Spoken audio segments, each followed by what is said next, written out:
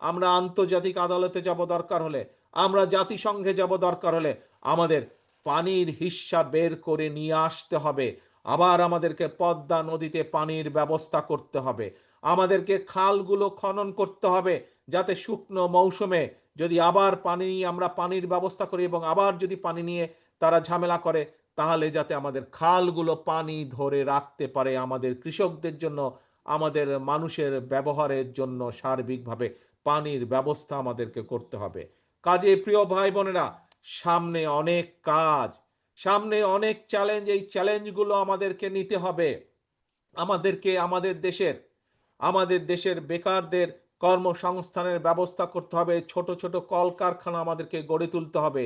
এই কলকারখানা গড়ে তোলার মাধ্যমে এই কলকারখানায় যেসব দ্রব্য উৎপাদিত হবে, সেগুলো একদিকে দেশের মানুষের ব্যবহারের জন্য, আবার একই সাথে আমাদেরকে বিদেশেও রফতানি করতে হবে। প্রিয় ভাই বোনেরা, আমাদের সামনে চ্যালেঞ্জ আছে। আজ বহু মানুষ বিভিন্ন সমস্যার কারণে বিচারালয়ে যেতে হয়। বিভিন্ন পর্যায়ের বিচার ব্যবস্থার কাছে বহু মানুষকে যেতে হয়।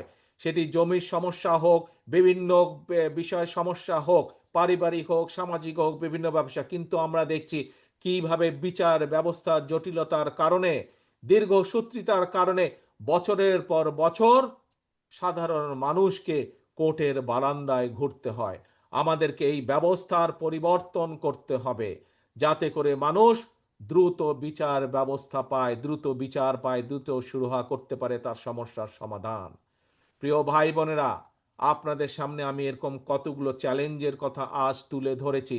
এরকম আরো বহু চ্যালেঞ্জ আছে আমাদের।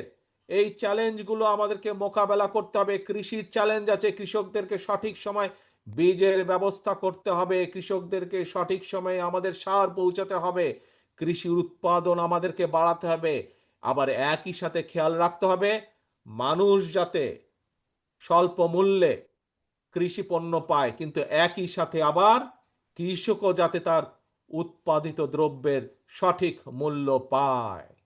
ভাই বোনেরা, বিগত 1 যুগ ধরে স্বৈরাচারের শাসন আমলে এই দেশকে ধ্বংস করে দেওয়া হয়েছে।